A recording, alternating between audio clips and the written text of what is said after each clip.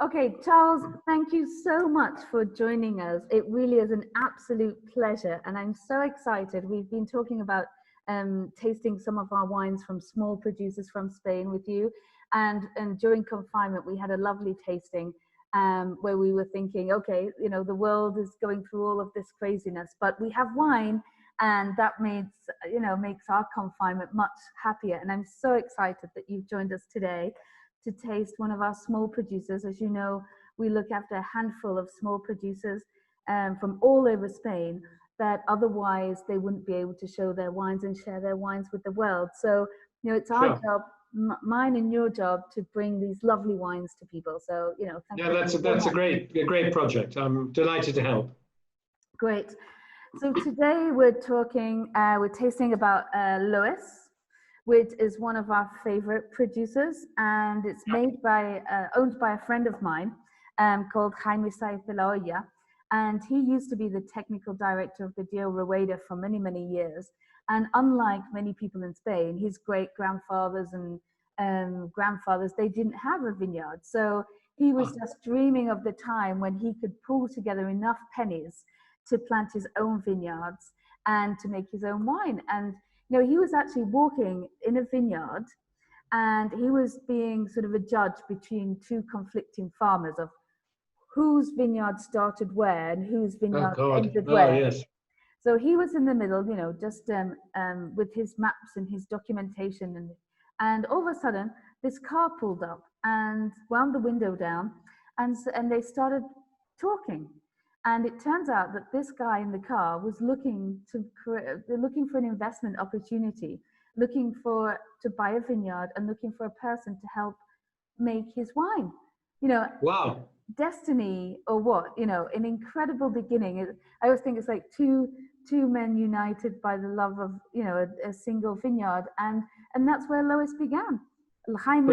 Brilliant. He has probably most knowledge of viticulture in Rueda and Ribera del Duero, and he's put it to the test. And you know, with a bit of money. So he really did know where all the good patches were.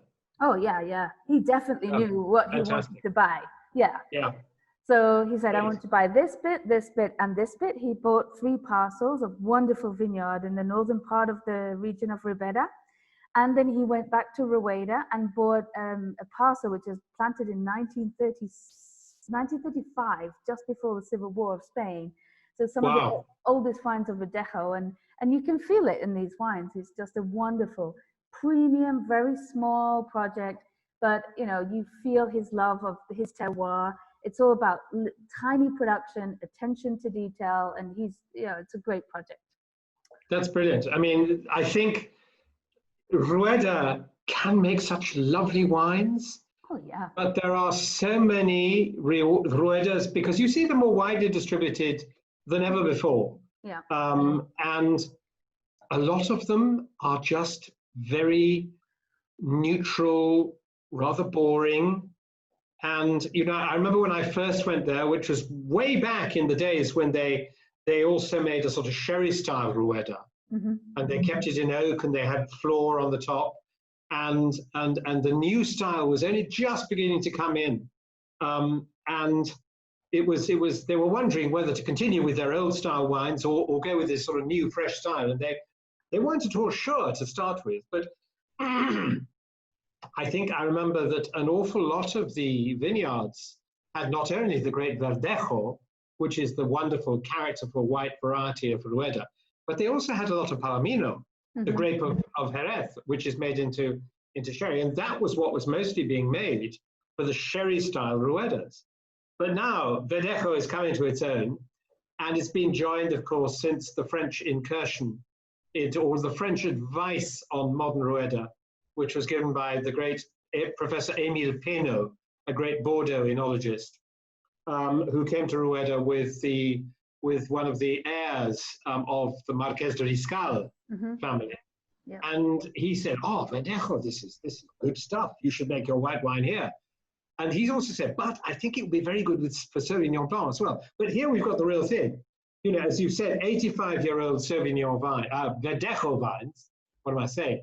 Verdejo vines, this is what Rueda can be, arguably should be, made from the great local grape. And that was what Peno first found when he went there to advise young Pancho Hurtado de Amézaga, and said, you know, this can make great wine. And here we are. Here's a lovely, lovely Verdejo Rueda. It's just such a complex nose. It's young, but it's got a herbiness. It's got a sort of floral, almost a lavender. Oh my God, no, I've got some lavender right by me on the table. Sorry, I'm getting confused by what Catherine's put in the vase. But it's so lovely, it's complex. It's not just a sort of rather thin, weedy, light, okay, dry white wine, which I'm afraid too many wines from Rueda are. This, you feel that it's from vines that give low yields of very intensely flavored grapes. And it's what Rueda can be, should be, but not enough of them are. It's so nice to see you getting excited about Rueda, because there is two Ruedas in the market. There is the mass market stuff, and then there's this super special stuff. I'm not spitting that out. I mean, it's delicious. It's just, I have to say that my wife has been eyeing this bottle in the fridge and saying, Charles, could we try that Rueda this evening? And I said, no, I've got to wait till I have my session with Nicola. So she will at last have her wish will come true, and she'll have the pleasure of drinking this evening, because it will be a pleasure. It is an absolutely tremendous wine. It's got that wonderful sort of green gagey fruit of Rueda. It's got the herbiness. It's got tremendous acidity. Above all, it's got sort of density and intensity. You feel that these old vines probably didn't have that many grapes on them. Yeah, they weren't getting a massive yield of grapes, but those grapes had such flavor. Mm-hmm. And that flavor has made its way into this wine. It's what Rueda should be.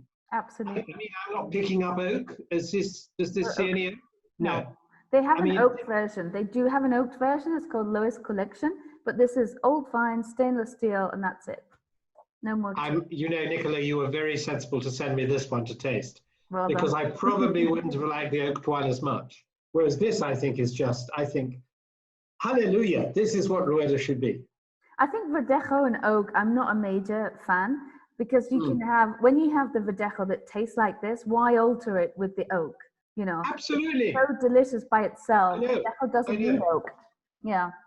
I mean, there are certain wines in the world where you think, don't do it. I mean, Riesling is a great. I love Riesling. For me, putting Riesling in new oak is an abomination. And I, frankly, would feel the same way about this. I feel slightly that way about Albarino, actually. Albarino and new oak. Not sure about that. Albarino is such a wonderful grape by itself. Verdejo can be such a wonderful. You've got to have the vineyards. And, you know, it's obvious that Jaime knows where those vineyards are, has bought really good vineyards, and the result is wonderful wine. Absolutely. I need to send you some Albarino with a bit of oak that is just wonderful. But that's for another day. As long as it's only a bit. Only a bit, yeah. That's so you try some Ribera. We shall. Loess Inspiration. Okay. What have I got here? Loess Inspiration. That's right. Yes. From Ribera del Duero. Yep. And this is 100% Tempranillo from Jaime's own vineyards. These are his younger vineyards, which are about 16 years old right now. But 16, do you say? 1-6, yeah. They're his younger vines, but his attention to detail, his canopy management, and his reduction of yields, he's still, 16-year-old vines can still make amazing wine. You just have to be careful, just not to let them get away with too much production. So he goes through each vine, he passes each vine probably about 12 times on a growing cycle. Wow. You know, and his vineyard how many hectares does he have? I want to say 20. Wow. Something like that. To go past each vine in 20 hectares of vine in a season, that's a heck of a lot of work in the vineyards. And his vineyard manager is a woman. One of the very few that I've unusual in Spain. Yeah. But Good. You see an awful lot of women working in vineyards, but not usually in the management position. But she's Well, right good for there. him. Yeah. Yeah.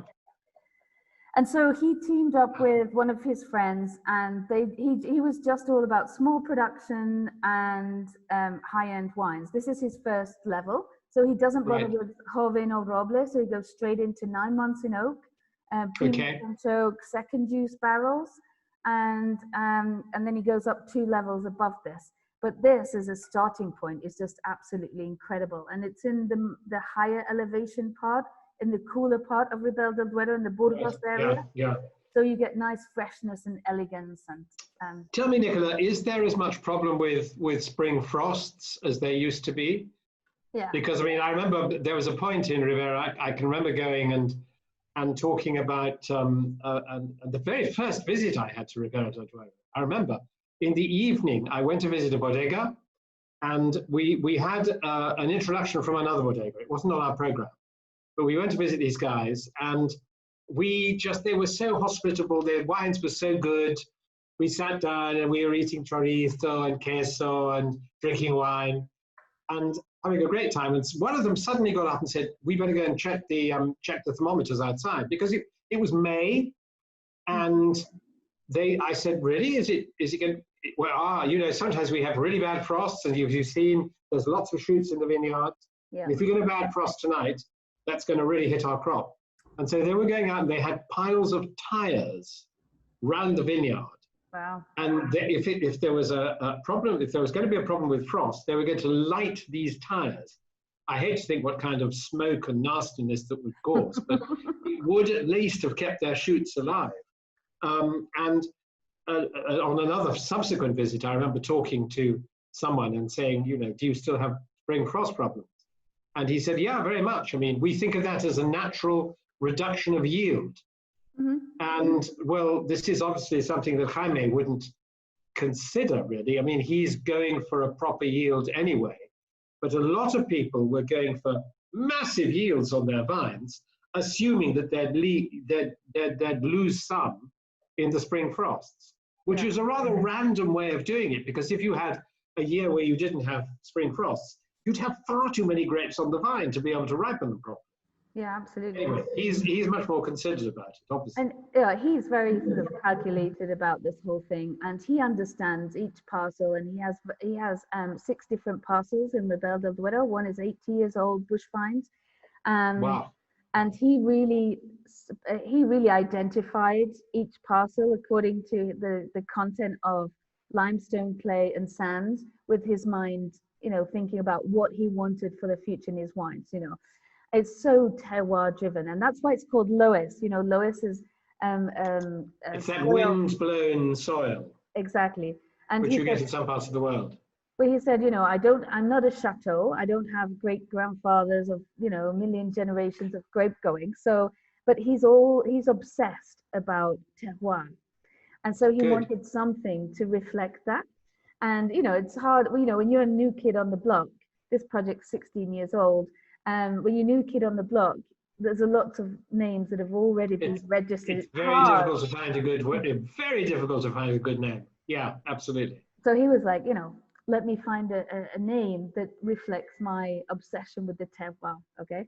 And for us, you know, 2017 was an absolute nightmare. 2015 also was a nightmare in terms of yields for, it's a common and frequent thing. And the closer you are to the river, more so, with all the extra humidity. But it's an issue in Ribera del Duero. Yeah. So this is 2018, isn't it? Yeah, new release, brand new release. Yeah. 100% lovely nose. Of course, that's the other thing. I think it's interesting to see that in the Ribera, people are going back to Tempranillo, because there was a moment when people were planting Cabernet Sauvignon, Merlot, other grapes as well. And I think they've realized that their roots lie in great Tempranillo, whether you call it Tinto Fino, Tinta del País, or what. That's where the heart of Ribera del Duero is. And you know, a little smidge of Cabernet or of Merlot or of Malbec, that's another one they had a bit of. can sometimes give a little bit of something, but the truly great Ribera del Duero wines are founded on old vineyards of Tempranillo. So this is a young vineyard, and it's a young wine, and so it's presumably relatively lowly priced compared to the other ones. Yeah. I mean, this retails in Spain for like 15 euros, something like that. So it's amazing value. And I think because the majority of Ribera del Duero is Tempranillo and people are focused on Tempranillo, what they do to make layers of complexity is they blend different vineyards. So you get more sand in some places, more clay. Sure. But Ribera del Duero is all about the content of limestone, you know, these beautiful little white stone. Yeah. And that gives its minerality and its unique character to Ribera del Duero, which is just lovely. Yeah, I have to say, this is a really rather serious Joven wine. Absolutely. It's not an easy pushover. You know, you get it in your mouth. It smells delicious. It's got a rather dark fruit, sort of a mixture of black and red fruits on the nose. But when you get it in your mouth,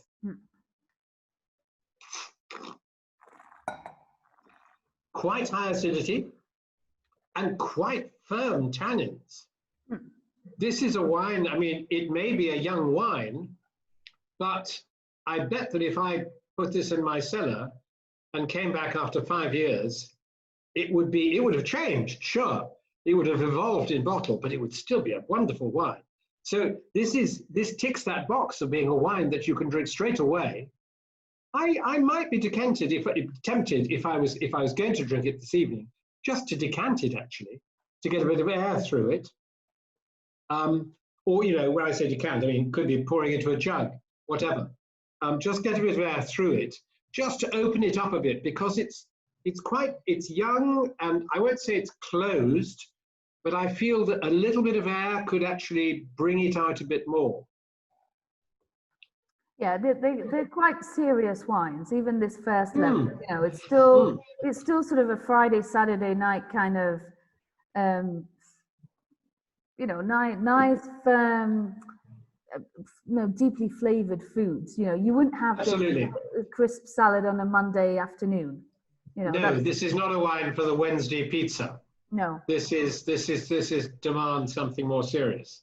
Absolutely. Okay, you as a non-meat eater you'd be looking for a serious hard cheese. Yeah, but absolutely, you know, actually, if you make sort of gourmet pizza with like mushrooms, like wild mushrooms, roasted wild mushrooms, with a bit of truffle oil on the top, with this would be nice. You know, mushrooms are vegetarian. Mushroom is almost a vegetarian meat, isn't it? It is, absolutely. So portobello mushroom with sort of some goat's cheese or something like that. That would be perfect for this. Yeah. Setas variadas. Whatever. That's given me a plan for tonight, and I'm going to try and decant it and see if I think you might find it just sort of opens it up a bit, softens it a little bit. It's a lovely wine, but I just feel it's a bit sort of coiled and ready to spring, and it needs a bit of a push in the right direction. Okay, we've also got here a crianza from that year that you were saying was a difficult year. It was a difficult year because of the frost. Because of the frost. These were the surviving grapes were fantastic because the year this was like 2,500 kilos per hectare once the frost had done its damage. Tiny. Wow. Tiny, so that is what the guy who I spoke to in Ribera all those years ago described as the natural reduction of yield. He wasn't bothering to do any yield reduction because he said it'll probably happen anyway with the spring frosts. Yeah. But here it was, nature did it for him. So 2017. So 2017, I remember making a note, which I've got on a bit of paper in front of me, that about 60% of the potential harvest was lost to those spring frosts. Yep. 60%, just think about it. If you had, I don't know, if you were farming apples and you lost 60% because of a frost, that's a huge hit to your potential income. Yeah, because the frost was really late. It was right at the end of April. I think it was 23rd or 24th of April. So the shoots were really well out. Yeah, it's so advanced, and the temperature went down to -7 for Ooh. an incredible amount of time. So it's not just the temperature, it's the amount of time that it goes under zero. So it was something like, I don't know, like 15, I want to say something like 8 hours well under 0 degrees. And you know, if you go down Ribera del Duero and you see the importance of this frost, if you go along the Golden Mile where Bega Cecilia, etc., and all those people are, you can see all the windmills. You know. Yeah, they've got these windmills to push the cold air away onto other people's vineyards. Yes, with 50,000 euros for one windmill, and they probably have one windmill for every sort of 4 hectares max. Yeah, that's a lot. It's a lot, and yeah, it probably takes you about 7 frosts to make it worthwhile. So, and that's quite common. So yeah, that's horrible. Yeah. Anyway, so this is the result of that lowered crop, lowered by frost. So naturally, a small load on the vines, which meant that given the right weather conditions through the rest of the year, they could be beautifully ripe when it came to the time of harvest. Mm-hmm. And this comes from 3 different parcels, right? Because it's all Tinto Fino, Tinto de País, or Tempranillo, it's all the same name. Yeah. And you know, how on earth is the world going to understand Spanish wine where we've got 2 different names for Tempranillo in one? Oh, region? I know. You know, it's a bit crazy. It's very difficult. And I was looking at a grape variety book the other day, and it actually gave a different entry for Tinta de Toro, which I thought was just another synonym for Tempranillo. It is. But according to this was written by a Spanish guy. And he said, Tempranillo and Tinta de Toro, different grape. Huh? Anyway. Yeah. This is different. Yeah, it does. This is serious. So this is Crianza. So it's had that minimum 12 months in barrel. Mm-hmm. Does it have more than that, or is that about it? Yeah, the 2017 is 14 months in oak, and Jaime just makes his wine however he thinks like it. You know, if he wants it a little bit more time in oak or a little bit less time in oak, he's not obsessed about the Crianza back label. If he gets the Crianza back label, then that's fine. But what he wants is his Blue Cap. This was his first wine that he started making. So he made Blue Cap, and then he just called it Loess. And then he made a Loess Collection, which is barrel fermented right at the top, and that's made for aging for another 20 years. And then when he created Loess Inspiration, which we've just tasted, just doing a blending session. And he said, well, I don't really want to put this wine in another wine. I don't want to blend it. I just want to bottle it as it is, which is why it's called Inspiration. And so we were left with no name for this wine. And I said, we'll just call it Blue Cap. So it's just called Blue Cap. Blue Cap. I mean, you know, I suppose there could be years when he doesn't want necessarily to give it that 12 months minimum in bottle, and therefore Blue Cap would be fine. He wouldn't get the Crianza label, but if he feels that that's the right moment to bottle it, that's fine. Or but I think it's tremendous. You can sense the presence of oak, but it's not overpowering. It just gives that sort of roundness and robustness and sort of a bit more structure to the wine. And these vineyards presumably are older than the Inspiration ones. Yeah. Well, he replanted a lot of his vineyards 16 years ago, but he was also buying up older vineyards that are sort of 60, 80 years old. And this has a bit of the older bush vines that are planted 3 meters separated between the rows and 1 meter 20, and no irrigation, ungrafted, beautiful, natural, organically grown grapes. So super stuff. And that just gives it the backbone. But here he plays with 3 different parcels, and that's what gives the three compositions of the soil are really quite different. And the content of limestone is really what makes that extra complexity in the character as well. So he's playing with the soils to give extra depth and complexity rather than other grapes. Do all 3 parcels have limestone in the soil, or do some more sandy, some more clayey? It has one parcel which is a lot of sand and clay. Yeah. Then another parcel which is the reverse. So sand Okay. and clay, or clay and sand. And then Right. another parcel which is a lot of limestone. Of limestone. Yeah, yeah. Yeah. Well, I mean, the result is phenomenal. It's lovely. It's a lovely wine. It's a serious wine. Here we are in 2017. Right, here we are in 2020, and it's a wine from 2017. Personally, I think it's tremendous, but I want to put it in my cellar and leave it down there and see what it will do. Because yeah, of course, it's delicious already, but I just feel this has so much more to give. I just want to drink it now. You want to drink it now? That's fair enough. But I mean, because it's very good drinking now, and I'm afraid that I have too many bottles of wine in my cellar already, and so I'm always, when I meet a really good wine like this, I think, I think this is going to age brilliantly, and so I tuck it down there and usually forget about it, and then occasionally I think, oh, look, there's that bottle I put down there so many years ago. And I come back to it, and usually it has aged brilliantly. And I think this is a wine that it has this, it's delightful, rich, serious, but approachable character now. But I think, and for my taste, if I came back to this in 5 years, I would like it even more.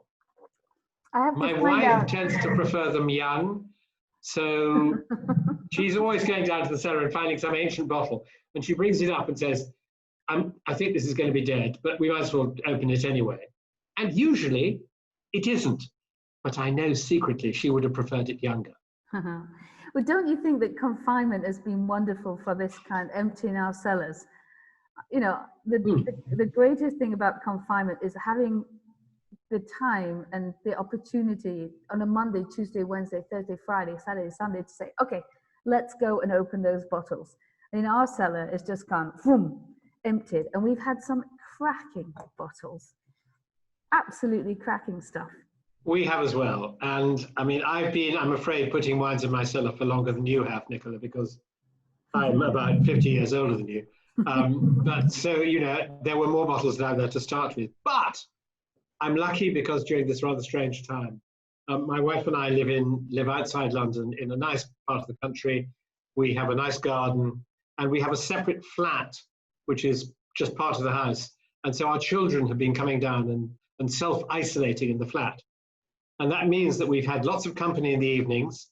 We eat together and drink together, I mean, at a proper distance. So the actual bottles in the cellar have been drunk possibly more quickly than they would have been had it just been my wife and myself alone. We've had help, which has been good.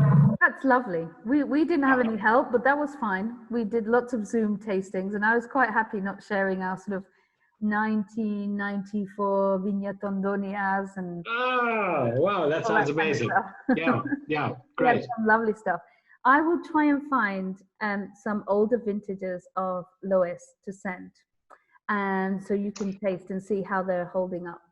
Well, I mean, don't send. We might come and visit you, because when we are driving down to Portugal, as we hope to be doing next month, bringing stuff down, great, we might pop in and perhaps try some of the wines Shea Thornton. Yes, that would be so nice.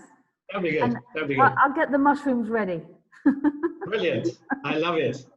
Nicola, lovely wines. I think, people may not know the name Loess yet, but I think these are classic wines in the making, whether they are from Rueda or Ribera del Duero.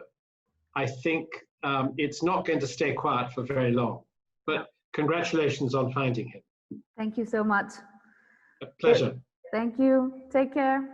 You too. Bye.